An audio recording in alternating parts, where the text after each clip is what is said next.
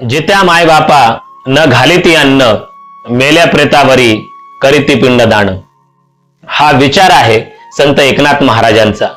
आज 21व्या शतकात एआयच्या युगात या धावपळीच्या जगात माणसं माणसांपासून दुरावत चालली आहे.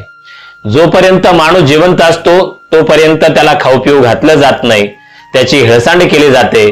तो मेल्यानंतर मात्र श्राद्ध पक्ष आणि पिंडदान नावाचं थोतांड मांडून जगाला आपलेपणाचा देखाव दाखवण्याचं काम नातेवाईक मंडळी करत असतात.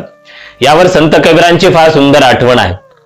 संत कबीर ज्या आश्रमात राहत होते तेथील गुरु रामानंद यांना त्यांच्या पूर्वजांना अर्थात मृत पितरांना जेव घालायचं होतं.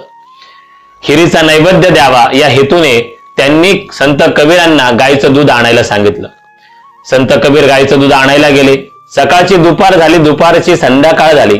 संत कबीर काही परतले नाही. गुरु रामानंदांना काळजी वाटली. ते आपल्या शिष्यांना सोबत घेऊन संत कबीराच्या शोधात निघाले.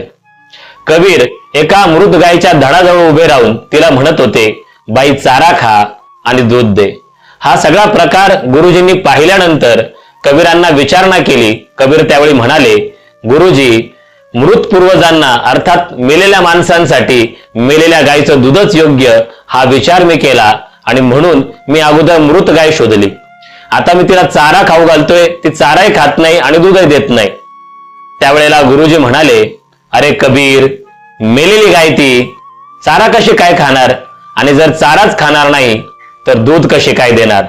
त्या क्षणी कबीर आपल्या गुरुजींना म्हणाले, गुरुजी, माझ्या समोर या मेलेल्या गायीचं धड पडलेलं असताना ती माझ्या हातून चाराही खात नाही आणि दूधही देत नाही. तुमच्या पूर्वजांचं निधन होऊन कितीतरी वर्ष उलटली असतील, मग ते तुमचा घास कसा काय खाणार, तुमच्या हातून जेवण कसं काय घेणार.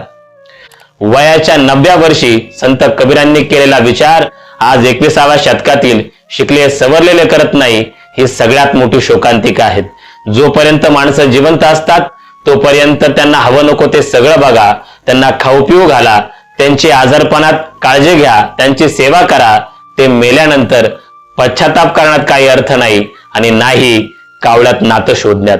संत कबीरांच्या भाषेत सांगायचं झालं तर जिते बाप को रोटी न दे, मरे बाद क्यों पछताए, मुठभर चावल धाबे पर झोंक कर, कौवे को बाप बनाए, कौवे को बाप बनाए. ये जग